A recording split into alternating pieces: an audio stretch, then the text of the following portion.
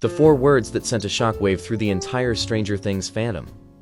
It was a promise, a pact, and what felt like a devastating piece of foreshadowing that had us all convinced we were about to lose a beloved character. For seasons, we watched Steve, Harrington, and Dustin Henderson build one of the most unlikely and genuinely heartwarming friendships on TV, and with that single line in the final season, we were all bracing for a death sentence.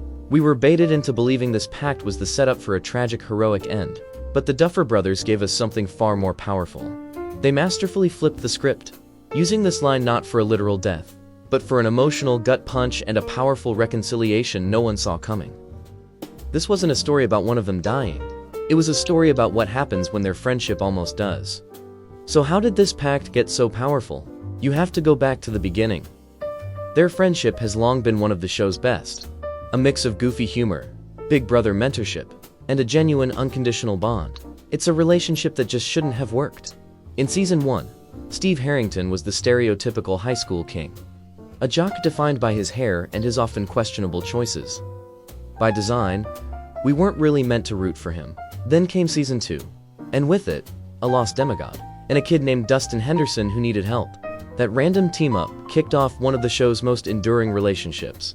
Steve, the former king of Hawkins High, found a new purpose. Not as a popular kid, but as a protector, a babysitter and a brother. Through Dustin, Steve found a new kind of family and trust. And in turn, Dustin found someone who saw him as more than just a nerd. Steve saw him as a hero worth following. Their bond became an emotional anchor for the series. From hairspray and girl advice to fighting monsters side by side, their loyalty became a constant. They became a package deal. So when Dustin first drops the line in season 3, "You die, I die," it feels less like a joke and more like a fact. So when the final season trailers showed Steve repeating that same promise to Dustin, the bait was set. The fandom went into a frenzy, convinced this callback was a death knell. It felt like the logical, if heartbreaking, end to Steve's arc. A character who evolved from a selfish jerk into a selfless leader, ready to make the ultimate sacrifice. This wasn't just a line. It was a loaded promise built on years of shared trauma and real affection. The Duffer Brothers knew exactly what they were doing. They were weaponizing our love for this duo, making us watch every scene with a knot in our stomachs, just waiting for the tragedy. And this is where the Duffers pull the rug out from under us. The "You die, I die" pact wasn't foreshadowing a physical death. It was the setup for something different, the death of their friendship. And the catalyst was Eddie Munson. The start of season 5 finds their relationship fractured and tense. The trauma of Eddie's death has left a deep wound. And Dustin's grief comes out as a raw, corrosive anger. He's reckless, isolated, and pushing away the very people who care about him most, especially Steve. That easy warmth between them is gone, replaced with bickering and brutal insults.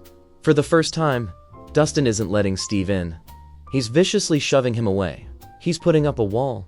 After watching Eddie sacrifice himself, Dustin seems to believe it's better to push Steve away than to risk losing another brother figure. If he keeps Steve at arm's length, maybe he won't be responsible if he gets hurt. The conflict hits its agonizing peak in episode 5. During a heated argument, a frustrated Steve says the cruelest thing he possibly can. He claims Eddie died for nothing, that playing the hero was a dumb call.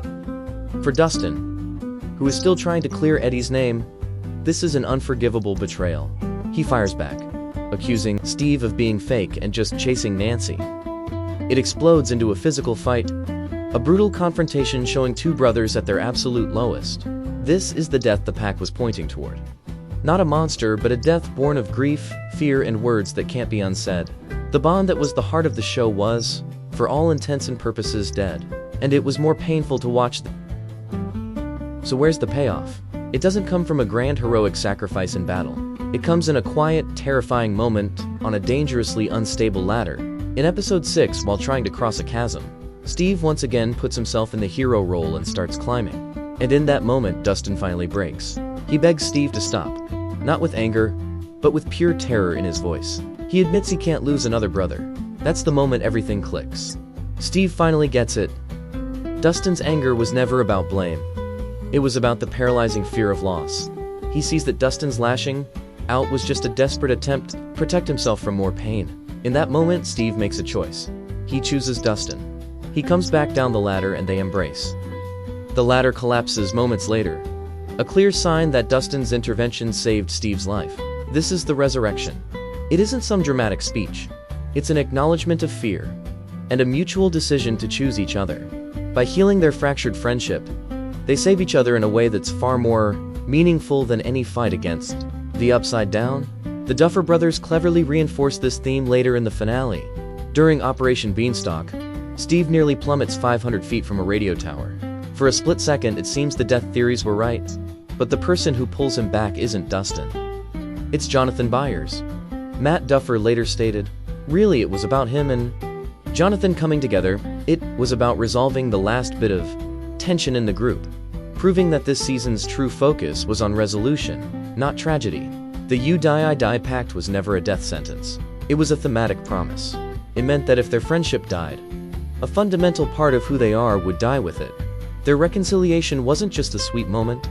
It was the entire point. It was the emotional climax their story had been building towards all along, proving that the bonds you forge can be just as vital to save as the world itself." In the end, Steve Harrington and Dustin Henderson both survived the horrors of the Upside Down. The prophecy of their pact was fulfilled, not with a tombstone, but with a hug on the edge of a chasm.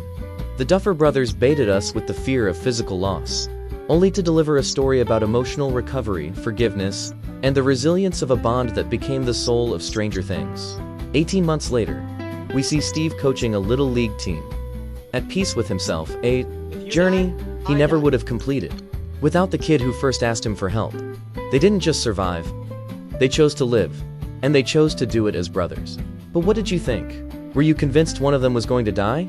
Or did you see the emotional misdirection coming? Let me know your theories in the comments below. And if you enjoyed this breakdown, be sure to hit that like button and subscribe for more deep dives into the world of Hawkins. Thanks for watching.